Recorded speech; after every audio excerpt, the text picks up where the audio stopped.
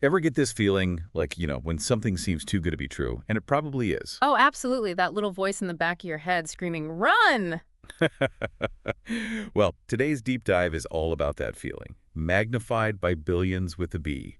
We're talking about Bernie Madoff, the mastermind behind the biggest Ponzi scheme in history. A story so audacious, so meticulously crafted, that it ensnared Wall Street titans, Hollywood A-listers, and even seasoned investors. It's mind-blowing, right? So who is this Bernie Madoff?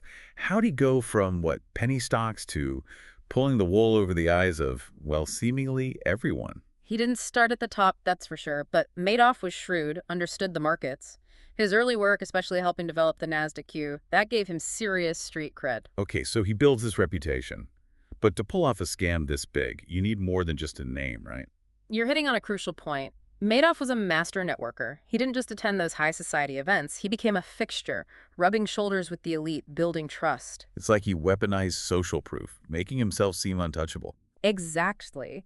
And that's how his Ponzi scheme flourished. He created this air of exclusivity, like only a select few could get in on this amazing investment opportunity. And people bought it.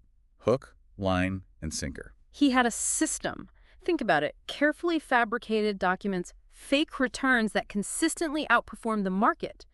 Even when everyone else was struggling, his investors were supposedly making bank. It's almost like he hypnotized everyone with those consistent returns. Yeah. But someone, somewhere, must notice something was off, right? Oh, there were red flags. One guy, Harry Markopolos, he spent years trying to blow the whistle on Madoff, even went to the SEC, laid out all the inconsistencies, the impossibly good Oh, wait, return. hold up. The SEC, the guys who were supposed to prevent this kind of thing, they knew.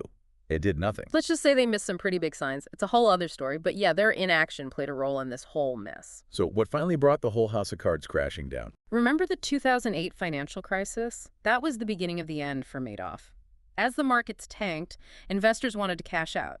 But the money, well, it wasn't there. And that's when the gig was up. The curtain was pulled back, and everyone saw the truth. There were no magical investments, just a whole lot of devastated people. And Madoff, what happened to him? 150 years behind bars, a symbolic sentence, really, reflecting the sheer scale of his crimes. But the real tragedy, the countless lives shattered, the life savings wiped out, it's heartbreaking. It's a harsh reminder that even in finance, trust needs to be earned. Absolutely. Madoff's scheme exposed some major flaws in the system: a lack of due diligence, the willingness to believe anything that sounds profitable. So what can we learn from all of this? Don't be afraid to ask tough questions. If something feels off, it probably is. Do your research, trust your gut, and remember, there are no shortcuts to real financial security. Words to live by. But here's something for everyone to think about. How did Madoff justify his actions? What goes on in the mind of someone who perpetrates such a massive fraud? That's something worth pondering.